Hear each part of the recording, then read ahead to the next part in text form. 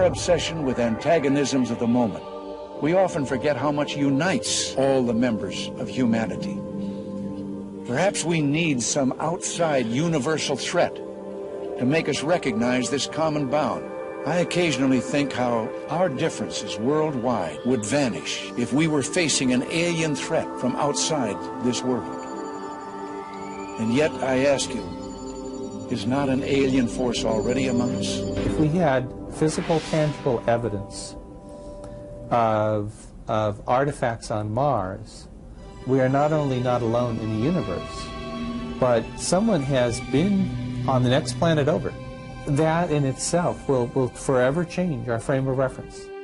Mankind came out of the Dark Ages and the Middle Ages, reached the Age of Enlightenment, experienced the Industrial Revolution, and entered the era of advanced technology, the era of genetic engineering, and the era of spaceflight.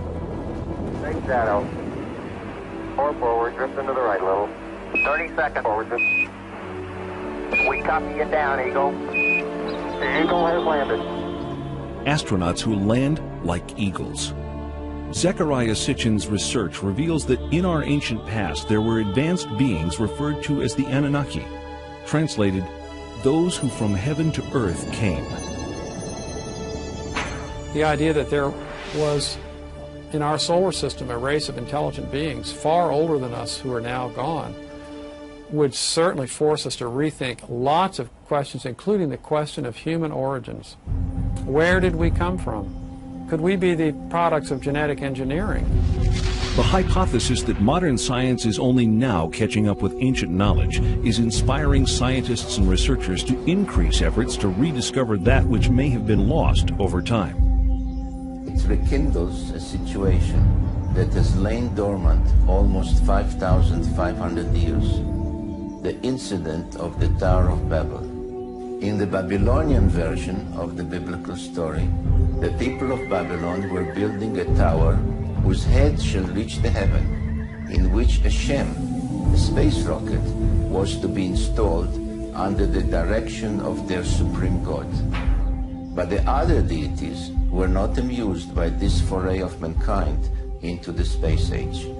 The biblical story recalls that Yahweh came down to see the city and the tower that the humans were building, and he said to his colleagues in Genesis chapter 11, "This is just the beginning of their undertakings. From now on, anything that they shall scheme to do shall no longer be impossible for them. Come, let us go down and confuse their language so that they should not understand each other's speech." Thanks to the science of archaeology, experts now know that the first great civilization emerged almost 6,000 years ago. Older than the Greeks, older than the Mayans, older than the Incas. The people of this society were called Sumerians, after their land, Sumer, in the great plain between the Euphrates and Tigris rivers, today's Iraq. The book of Genesis calls the land Shinear. For generations, biblical scholars either ignore biblical references to ancient kingdoms or categorize these as legend or lore.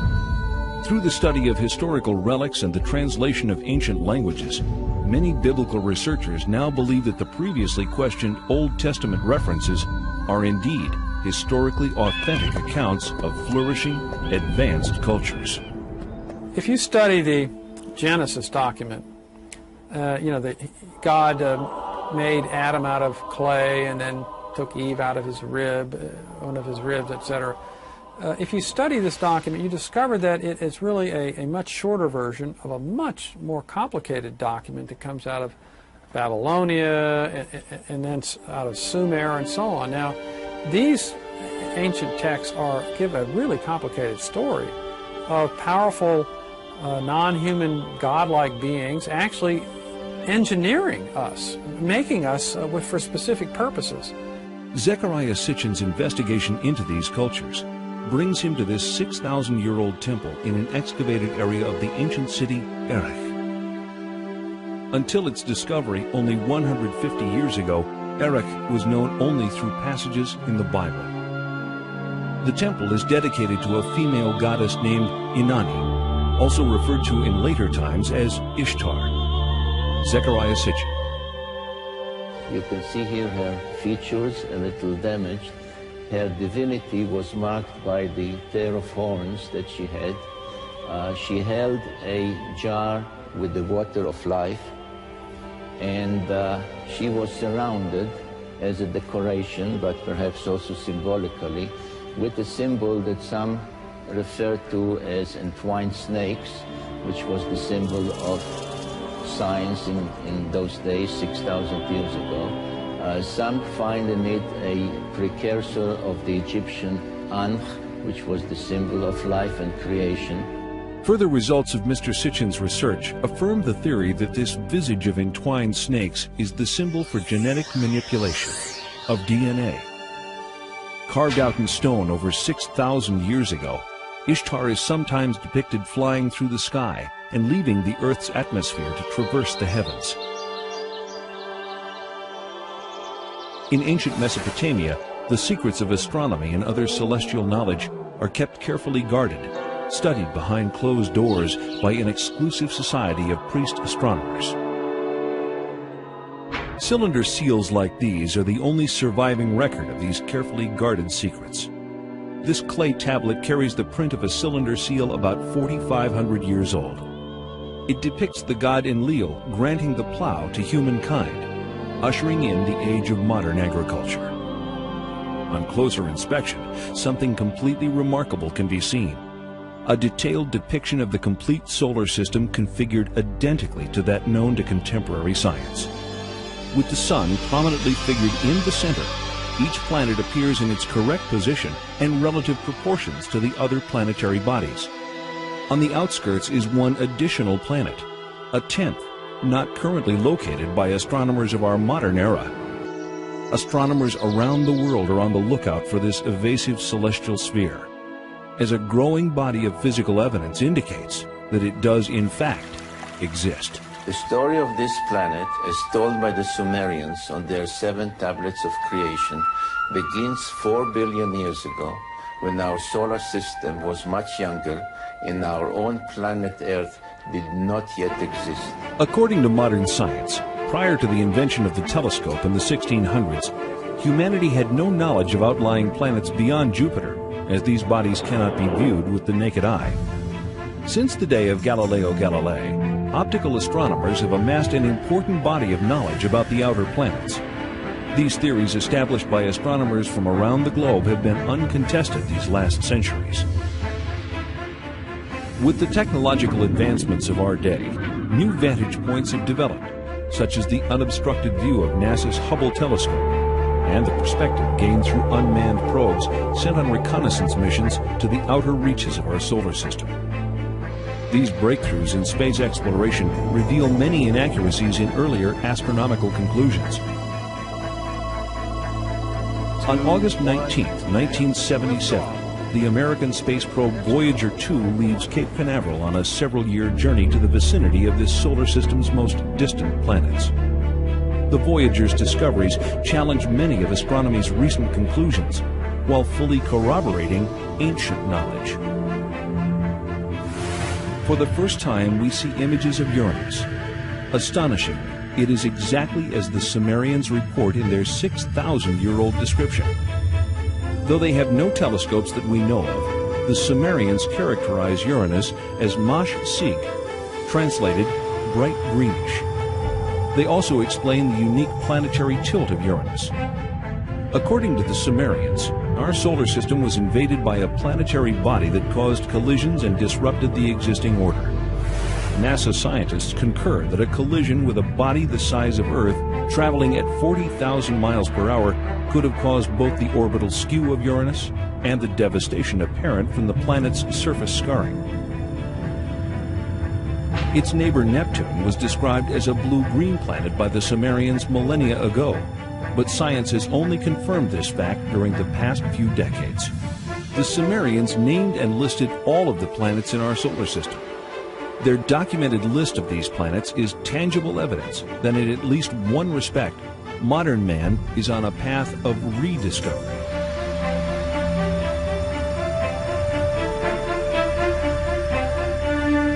That ancient knowledge included the planets Uranus and Neptune, supposedly unknown until discovered in 1781 and 1846, and even Pluto, not discovered until 1930. Neptune, Nudimmud, the artful creator. Uranus, Anu, he of the heavens. Saturn, Anshar, foremost of the heavens. Jupiter, Kishar, foremost of firm lands. The asteroid belt, Rakish, the hammered bracelet. Mars, Lamu, god of war. And Ki, Earth, what the Sumerians considered to be the seventh planet. Why the seventh planet? Why not the third, as Earth is so often referred to in modern parlance? Sumerian records indicate that they began their counting not from the sun, but from a planet on the outside of the solar system. But most surprising was the inclusion of one more large planet as the 12th member of our solar system. The launch of Pioneer 10 in 1972 ushers in the era of deep space exploration. The craft journeys beyond the outer known planets, sending back data that is used to seek a possible 10th planet. 14 August 1978, which was just about 6 weeks after we discovered the fact that Pluto has a satellite. Once you have a satellite for a planet, you can determine how heavy it is. It turns out Pluto was very much smaller and lighter weight than we had thought, which meant that Pluto has no influence, no appreciable influence on the motions of the planets Uranus and Neptune. At that point, we voiced the hypothesis that this means that there is at least one yet to be discovered planet in the outer reaches of the solar system. Over the past 2 decades, physicists have joined astronomers in the search for the mysterious Planet X. One of the things we did in 1978, having made this prediction that there was an additional planet, 10th or 12th, depending on your point of view, we sort of put our money where our mouth was, as it were, and we went out and we started looking for this thing. We've been able to refine the search area somewhat, get it rather narrowed down. We do our predictions based on the observed anomalies in Uranus and Neptune. We actually are currently looking down in the region of Centaurus, which is just south of the constellation Libra. But if it is in the kind of orbit that we describe here, it would have to be a planet that would have a mass something like 3 to 5 times the mass of the Earth. This would put it intermediate between the gaseous planets like Uranus and Neptune and the terrestrial planets that we have in the inner part of the solar system. So if this planet turns out to be in a 3,600-year orbit, then its mass will be correspondingly larger. This one here is a map of the solar system as we know it. The inner planets, this is the orbit of planet Pluto. And this here is the orbit that I have proposed for the 10th planet. And here's where we think it is right about now in its orbit. If Planet X exists, we are not alone in this solar system. The surviving historical records of the Sumerians reveal the story of an intruder planet, Nibiru, which appeared out of deep space, drawn into the center of our solar system by the planetary pull of Neptune, Uranus, Saturn, and Jupiter. On an opposing orbital path with the 7th planet, a planet referred to in Sumerian records as Tiamat, Nibiru's new orbit around the Sun placed the 2 planets on a collision course. Sumerian cosmogony answers many puzzles that still baffle modern science. Central to it was the tale of a celestial collision and knowledge of a solar system with 12 members. As they draw near, one of the satellites of Nibiru crashes into Tiamat, cracking the planet. Subsequent collisions smash half of Tiamat completely, breaking the pieces into what develops mostly into the asteroid belt. This is referred to in the Bible and Sumerian text as the firmament. The other half of Tiamat becomes Earth. The Earth is thrust into a new orbital position, carrying with it Tiamat's main satellite, our moon. Nibiru, the intruder, is cast into a permanent clockwise silver orbit, returning to Earth's neighborhood once each 3,600 years, forever becoming the 12th member of our solar system. This tale of creation echoed through all the ancient cultures, becoming part of the scientific knowledge that we find in the Old Testament, in the creation story of Genesis. In the aftermath of the collision, the biblical creator Elohim proclaims, "Let the waters under the heaven be gathered together into one place, and let the dry land appear." And it was so. And Elohim called the dry land earth, and the gathering together of the waters he called seas. If Earth is the orbital remains of a planetary collision, scientists believe that the most obvious place to look for planetary scarring is 7 miles below the surface of the Pacific Ocean. When in the heights heavens had not been named, and below earth had not been called, naught but primordial Apsu, their begetter, Mamu, and Tiamat, she who bore them all. Their waters were mingled together.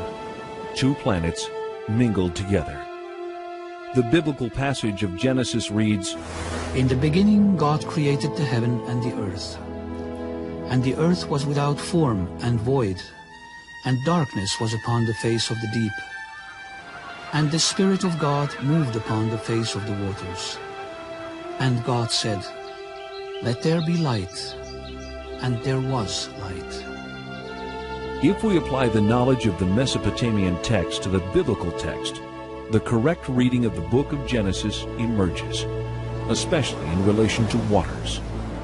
And Elohim said, "Let there be a firmament in the midst of the waters, and let it divide the waters from the waters."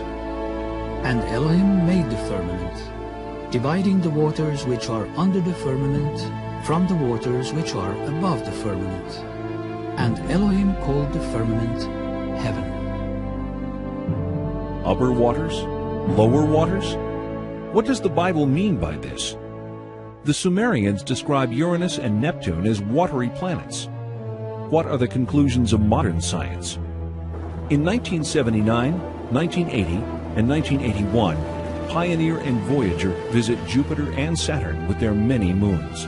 During these missions, water is discovered virtually everywhere, as ice on the surface and as water below the surface. The Sumerians' ancient claim of water on Jupiter's moons Io and Europa is proven. The Sumerian records indicate water on Enceladus and Tethys, 2 of the moons of Saturn, and in that planet's spectacular rings. The findings of NASA confirm these ancient Sumerian assertions, giving further credence and clarity to the biblical quote, "waters above the firmament." Halley's Comet travels through space, itself a spectacular confirmation of the biblical claim, "waters above the firmament." Nearly 4 billion years old, with a core half the size of Manhattan Island, this mystic traveler throws off water at the rate of 30 to 70 tons a second, with enough mass to continue its purge for thousands of years. Was ancient man aware of this spectral vision? The unusual celestial object, reported in Babylonian texts to have been seen in the year 164 BC, is believed to have been Halley's Comet. Significantly, it was considered the scepter star of Israel. In the Bible, the book of Numbers records, "I see it, though not now. I behold it, though it is not near. A star of Jacob did course. The scepter of Israel did arise." Halley's Comet and its lights are truly the messengers of Genesis. when the 19th century astronomer Schiaparelli announced that he had seen canals on Mars, he was ridiculed. So too was the respected American astronomer Lowell in 1916. When NASA's unmanned spacecraft visits Mars in the 70s and again in the 90s, ample evidence of water in that planet's past is revealed. Images from expeditions to Venus and Mars exhibit visual evidence of dry sea, lake, and riverbeds characteristic of the biblical reference, waters above the firmament. Even Mercury, so close to the Sun, seems to have had a watery past, yet maintaining ice at its polar caps. The NASA report reads, quote, We are forced to no other conclusion but that we are seeing the effects of water on Mars, unquote. And, quote, Mars once had enough water to form a layer several meters deep over the whole surface of the planet, unquote. What we previously believed to be a dry and barren planet unexpectedly emerges as a planet where water once existed in abundance. Mars joins Venus, Mercury, the Earth, and most recently the Earth's moon in corroborating the Sumerian concept of water below the firmament. We've had reports to the effect that the Viking equipment will never determine positively whether or not there's life on Mars. Can you set us straight on this? Well, my own view is it's much too soon to decide whether we will have a definitive answer. It may be that there is an exotic biology on Mars. It may be that there's an exotic chemistry which looks a little bit like biology. There's a number of experiments to be done. They might decide the issue, they might not. But either way, Viking has been a biological success because the chemical explanation means that there is a kind of chemistry on the Martian surface which simulates some of the steps of chemistry in biology. We would learn something important about the origin of life. In October 1988, the Soviet Union sends 2 unmanned spacecraft, Phobos 1 and 2, named for one of the Martian moons, to study the red planet. Phobos 1 is lost while on its way to Mars. But Phobos 2 arrives to orbit Mars and immediately sends images back to Earth. On March 1st, 1989, pictures of this unusual grid are received. The grid, here in the upper right, is shot both in the optical range and in the infrared range. Later, they are merged into this composite overlay. On March 26th, Phobos 2 sends these images to Earth, taken just south of the equator. An unexplained elliptical shape appears. This shadow actually appeared all of a sudden. Why am I calling it a shadow? Because you can see things through it. This elliptical shadow, then, is it in Mars' atmosphere or on the planet's surface? One thing is for sure. This something is not positioned horizontally. Well, to me it looks like a rocket taking off from the surface of Mars and leaving a trail behind. Well, if you'd want to fantasize, it could be interpreted that way too. Now we think we ought to look at the real circumstances that have caused that trail, even though they haven't yet been fully clarified. That's more likely to be the shadow of some object, since surface elements can be seen through it. How long will it take to process all of the information to get more or less objective scientific results, rather than fantastic ones? Come back in a week.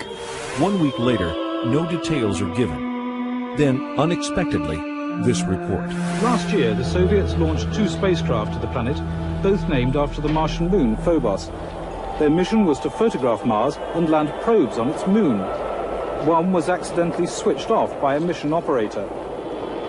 But the second reached Mars and transmitted pictures that are still puzzling Soviet scientists. As it swung over the equator, it took pictures from a height of 6,000 kilometers. This is an infrared photograph. It shows differences in temperature. The dark patches are colder. This section covers 600 kilometers. It shows objects down to the size of 2 kilometers. It's the most detailed infrared picture of the planet's surface. We have some very, very thin lines on the surface of Mars in the infrared, which means it's heat. I mean, it's not visible, it's heat. You can see it through clouds if you wanted to. These have a resolution, these have a width, I would guess, of 3 or 4 kilometers wide. Now, in answer to the question of what it is, I certainly don't know. The Russians aren't telling us. Scientists are also puzzled by this shadow pictured on the surface of Mars by both optical and heat-seeking cameras. They're convinced it's a shadow because they can see objects on the surface beneath. But a shadow of what? Finally, there's the mystery of the vanishing spacecraft. The Russians have yet to release the last picture transmitted by Phobos before it lost contact with ground control. But the Russians have said that it shows an object coming towards the spacecraft, an object which, in their words, should not have been there. The spacecraft was circling Mars, coming into the same orbit as the moons of Mars. And the last picture, they got halfway through it, and they saw something there which shouldn't be there. Professor Kapitsa makes the joke that it's Martian people. British scientists will be able to judge for themselves when the Soviets bring their pictures to a conference at Exeter next month. Because, of course, there must be a sensible explanation, mustn't there?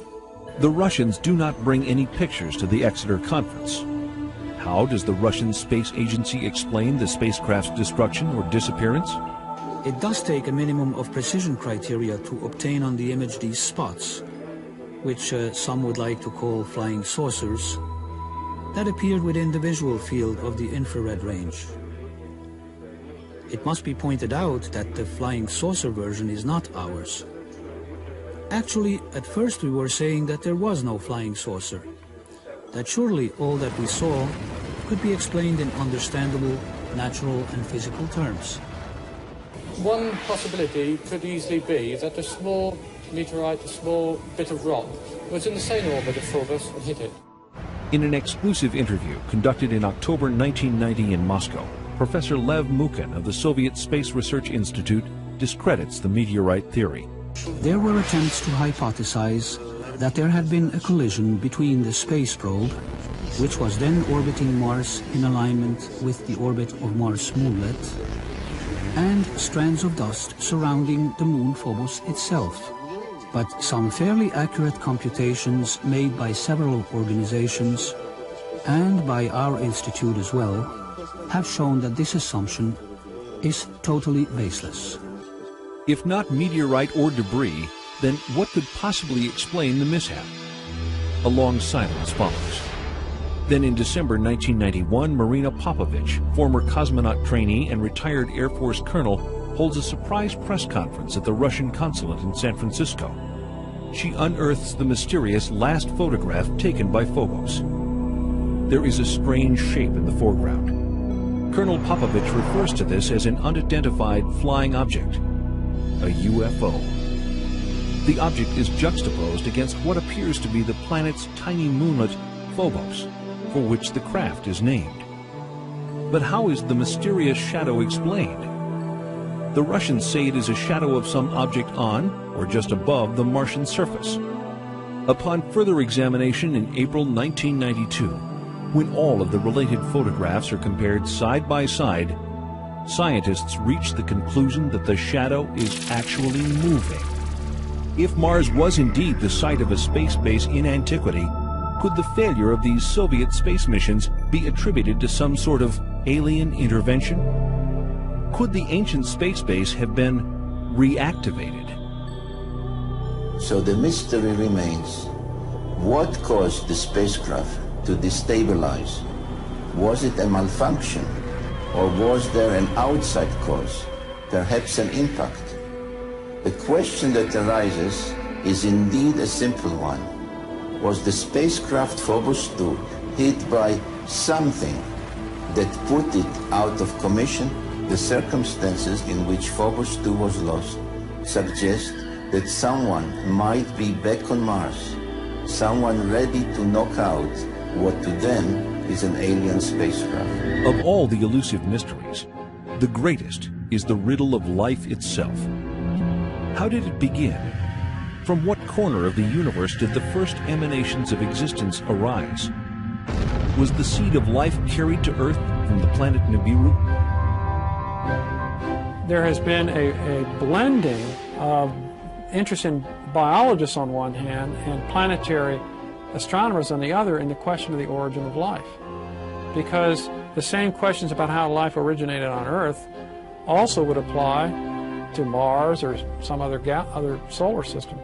And just as they really can't explain how life originated on Earth, they don't really know how it originated elsewhere.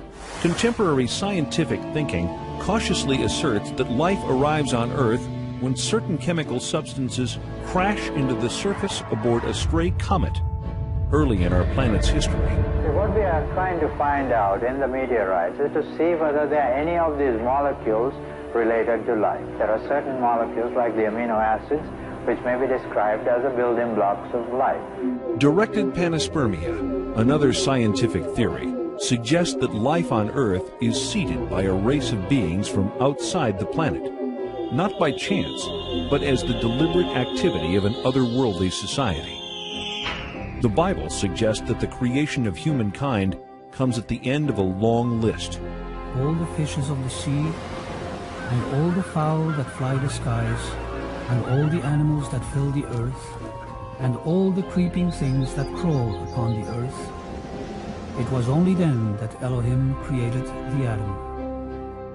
in the last few pages of the story of creation. The Sumerians point to the Anunnaki as the creators of mankind, our own benefactors of life. According to Sumerian text, the Anunnaki, in advance of landing 445,000 years ago, sent androids to scout the earth. 150,000 years later, the Anunnaki themselves arrive and create humankind. How was Adam created? According to the Sumerians, it was by genetic engineering, fertilization in vitro, in a glass tube, as depicted in this cylinder seal rendering. Adam was the first test tube baby. In Genesis chapter 1, verse 26, the Bible reads, "Let us make the Adam in our image and likeness."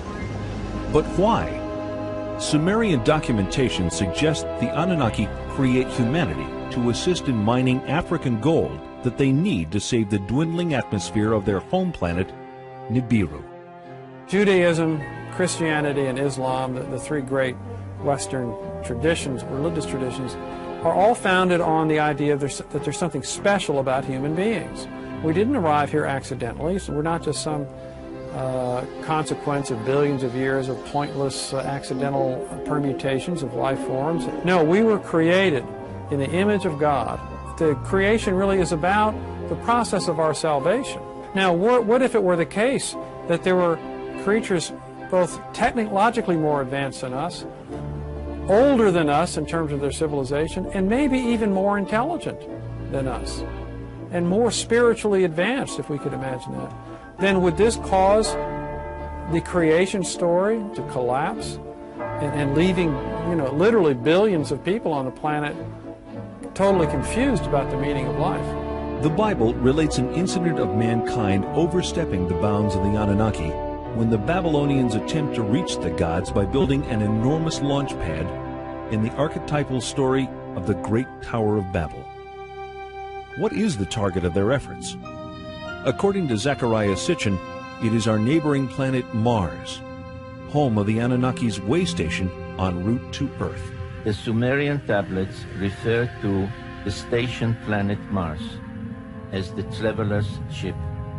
I've taken it to mean that it was at Mars that the Anunnaki from Nibiru transferred to smaller spacecraft to reach Earth orbiting stations. Not once every 3,600 years, but on a more frequent schedule. Mesopotamian archives identify the 12 members of our solar system with specific symbols. Some, like Mars, Earth, and Venus, are indicated numerically on this ancient stela.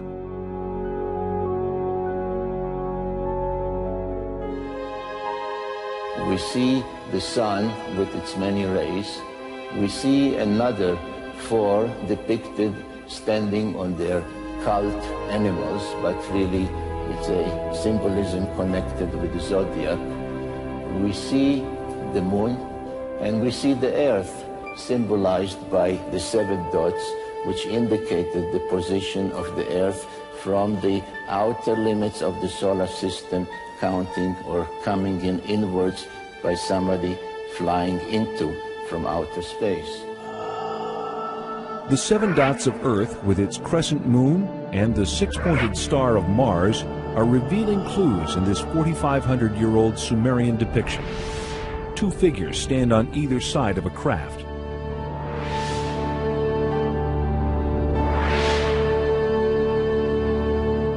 Some researchers believe that Mars was habitable as little as 10,000 years ago. When the United States launches the Mariner and Viking spacecraft to explore Mars in the 60s and 70s, enigmatic structures resembling those on Earth are photographed. This is a feature on Mars that NASA nicknames the Inca City. Here we see it compared with Sacsayhuaman, Peru. These are lines on the Mars surface. These are the Nazca lines in Peru. I feel that what has been discovered so far is very suggestive of intelligent layout, but it would be irresponsible of me to say I have proof. What I have is evidence which makes it appear as though it's been designed by some kind of intelligent thinking process, which is probably even more advanced than our current in some ways. I was especially intrigued by independent researchers' suggestions in their reports that the orientation of the face and adjoining pyramid indicated they were built in alignment with sunrise at solstice time on Mars about 450,000 years ago. Could it be that a civilization capable of space travel almost 500,000 years ago visited this part of the solar system, leaving behind monuments on Earth and Mars? The only beings mentioned by name are the Anunnaki. The only evidence supporting such a theory is evidence of visits by the Anunnaki. We have seen societies on Earth that have been demolished by cultural cross-representation, if you like. Meeting a more advanced culture has had a severe impact on an existing culture. But I think we're intelligent enough to be prepared for that.